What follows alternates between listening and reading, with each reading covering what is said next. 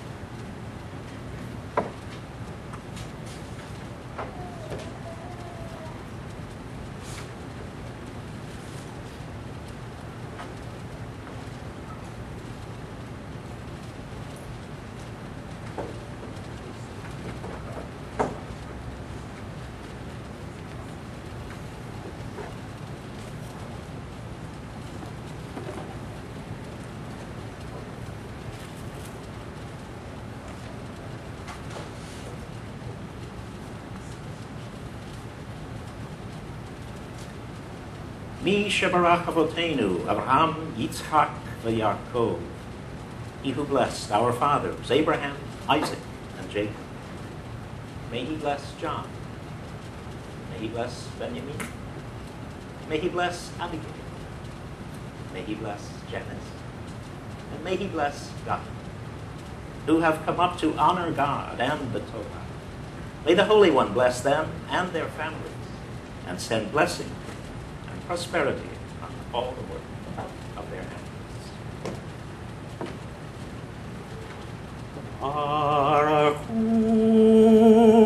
Adonai Hamavorach. Baruch Adonai Hamarach Le'olam Vahed. Baruch Atah Adonai Eloheinu Melech HaOlam Asher Bachar Banu Mikol Ha'amim Venatan Lanu Et Torato. Baruch Atah Adonai Noten HaTorah.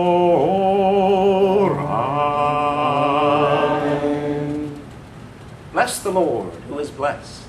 Bless the Lord who is blessed forever and ever. Blessed are you, Lord our God, ruler of the universe, who chose us from all peoples and gave us the Torah. Blessed are you, Lord, giver.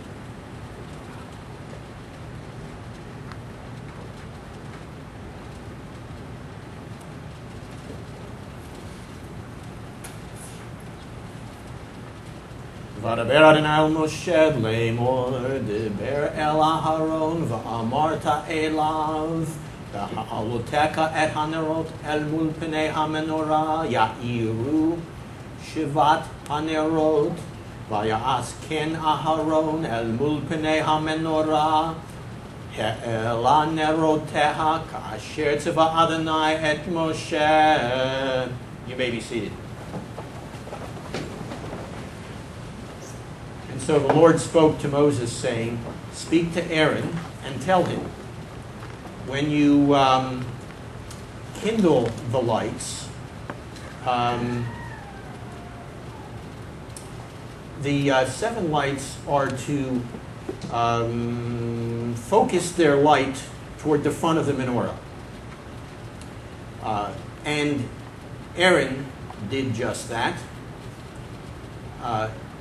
Toward the front of the menorah, the lamp, he trimmed the lamp so that they focused their light that direction, as the Lord had commanded Moses. Very interesting text that I'm not going to get involved in. It was, as some of our ancient rabbis say, the special gift to Aaron and his children, because in the previous chapter they weren't listed as among those who were to bring offerings to God. So rather than that happening, God gives them this special responsibility. And of course, this sets the stage for something that happens much later in our history, known as Hanukkah. But as I said, that's another story. The text goes on, the portion for this week, with 2 very striking passages. One you'll recognize because we've already gone through it. It's the text that has to do with Vayi ben Soa. We'll complete that with Uvnu Ko Yomar in just a moment. And the other text is really a reflection, extension of how the book of Shemot, Exodus, concluded. When God literally came down among his people and they could see his visible presence, and when he moved, they moved. And when he stopped, they stopped. Such was the experience of our ancestors in the wilderness, of the reality of God among them. Pay careful attention to the 2 texts as they are read.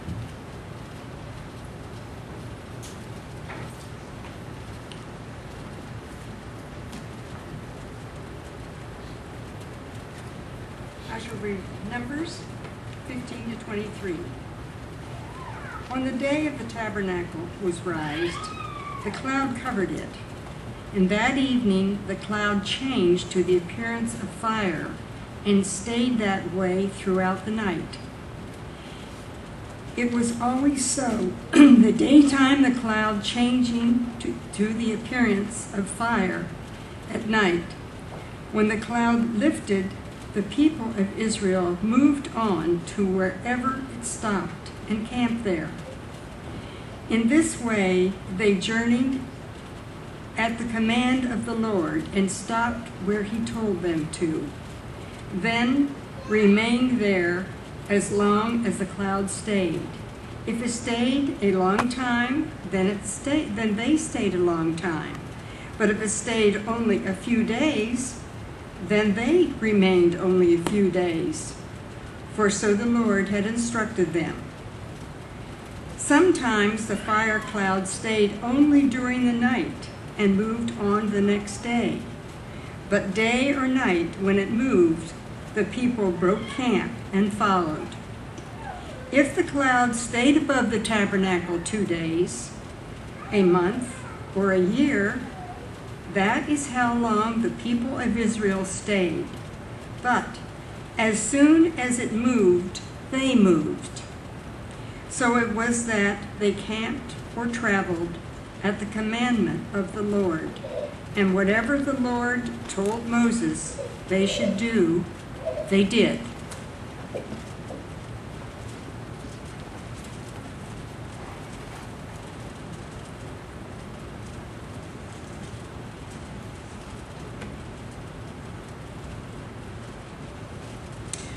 I'll be reading Numbers chapter 10, verses 31 through 36. "Stay with us," Moses pleaded, "for you know the ways of the wilderness and will be a great help to us. If you come, you will share in all the good things the Lord does for us." They traveled for 3 days after leaving Mount Sinai, with the ark at the front of the column, to choose a place for them to stop. It was daytime when they left, and the cloud moving